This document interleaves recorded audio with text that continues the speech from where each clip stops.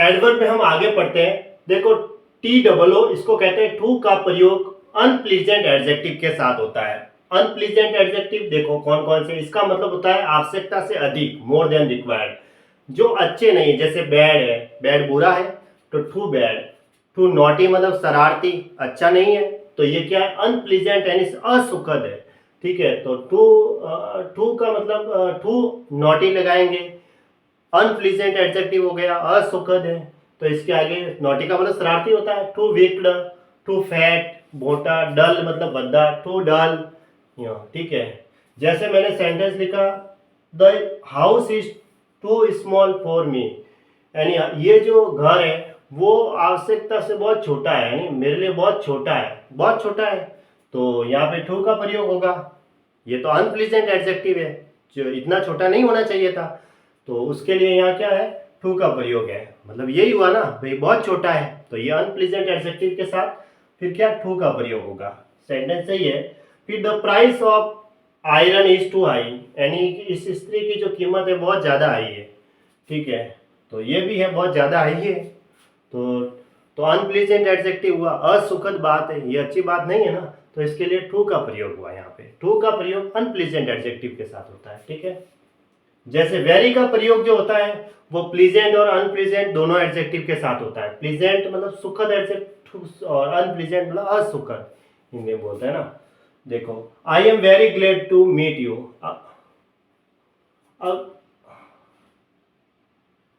ठीक है, हाँ, तो I am very glad to meet you, मुझे आपसे मिलकर बहुत खुशी हुई। ठीक है, अगर मैं यहाँ टू का प्रयोग कर देता, T double O, I am too glad to meet you, तो ये इसका मतलब होता है कि मुझे आपसे मिलकर इतनी खुशी हुई जितना खुश नहीं होना चाहिए था, तो वो तो बात सही नहीं बैठी। इसलिए इनके आगे क्या है, इसका प्रयोग होगा very glad to meet you, यानी इसके आगे वेरी का प्रयोग होगा, क्योंकि इसका मतलब हुआ कि मुझे आपसे मिलके बहुत खुशी हुई, है ना। I am very glad to meet you. This book is very interesting, ये बुक बहुत ही इंटरेस्टिंग है ना, रुचिकर है। The road is very dangerous, ये रोड बहुत ही घातक है, तो वेरी डेंजरस ये एडजेक्टिव है, उसके आगे ये वेरी का प्रयोग एडवर्ब के तौर पे काम कर रहा है। शी इज वेरी ब्यूटीफुल, वह बहुत सुंदर है, तो ये एडजेक्टिव हो गया, फूल लगा हुआ इसके पीछे, ये तो एडजेक्टिव है और ये एडवर्ब है, ये एडवर्ब हो गई और ये एडजेक्टिव हो गया। ऐसे तो टू का प्रयोग तो अनप्लीजेंट एडजेक्टिव के लिए होता है और वेरी का प्रयोग दोनों के लिए कर सकते हैं।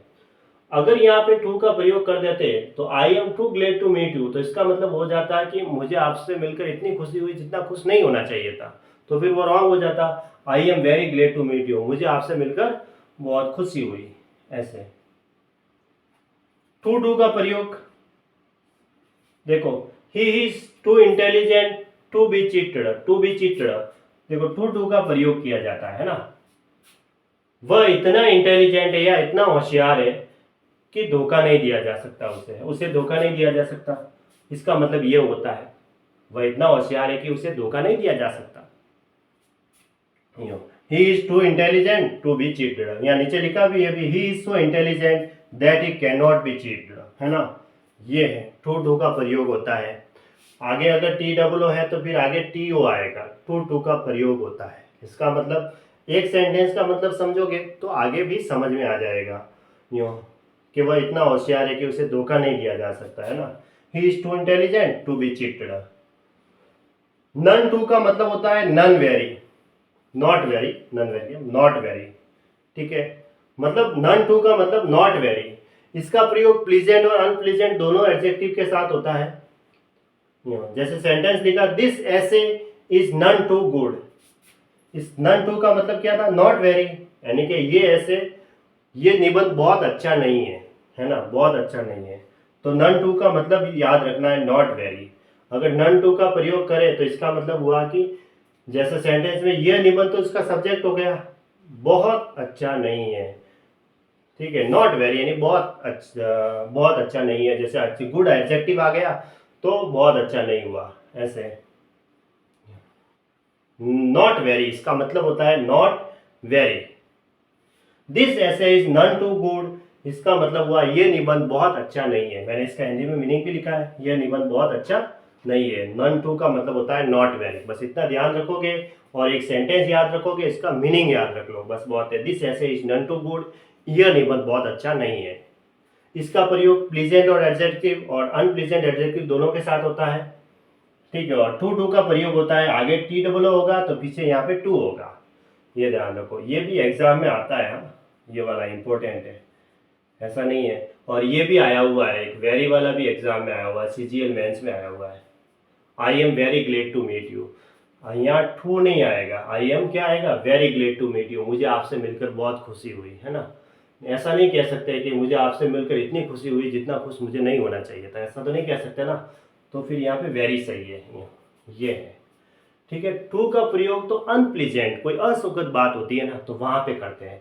बाकी वेरी का प्रयोग दोनों के लिए करते हैं, प्लीजेंट और अनप्लीजेंट के लिए, ठीक है। रीड कर लो।